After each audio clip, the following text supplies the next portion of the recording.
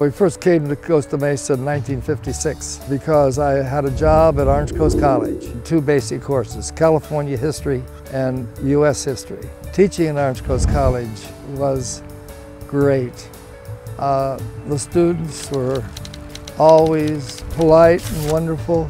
And teaching California history, it was very evident that water was a central part of California's development. So in 1960, when a vote came to consolidate 4 small, separate water districts, I jumped in to support that.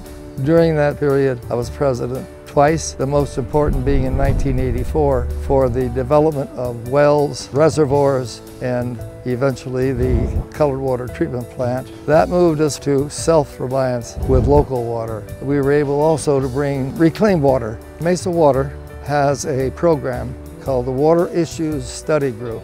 In those 26 years, I open the Water Issues Study Group program every January with a history of California water. When the opportunity for the creation of a historical society occurred, I volunteered in 1966. For 10 years, I wrote the Historical Society Quarterly, which was a recount of past events in the development of the early history of Costa Mesa. With the help of a bunch of other wonderful people, we put together an organization called the Orange Coast Civic Association. And our goal was the unification of Newport Beach Elementary, Costa Mesa Elementary, and the Newport Harbor Union High School District. I spoke to 2 members of the board, said, "Why are you doing this?"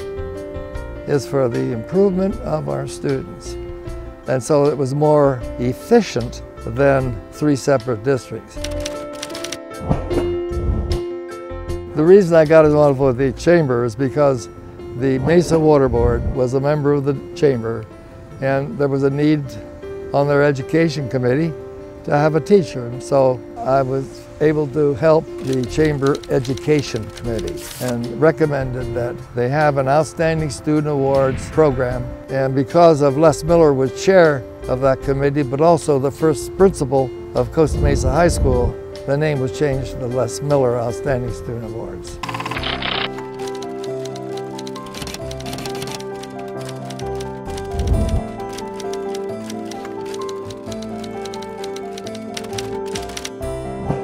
In 1999, the policy of the state changed, that a student was going to have to meet all the steps to graduate or to move from grade 7 to grade 8.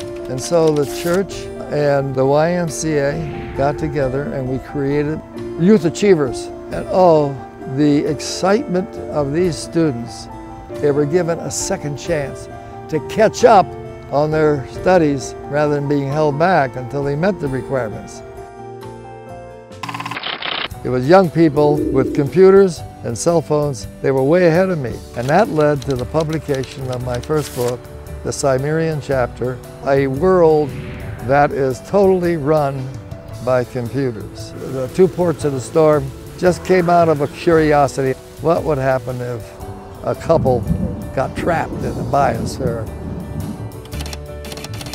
When you have a civic group that does so much for its individuals, sometimes you got to stop and say thank you, and so I was always glad to participate where I could. And well, I think we have to recognize the wonderful things that we have.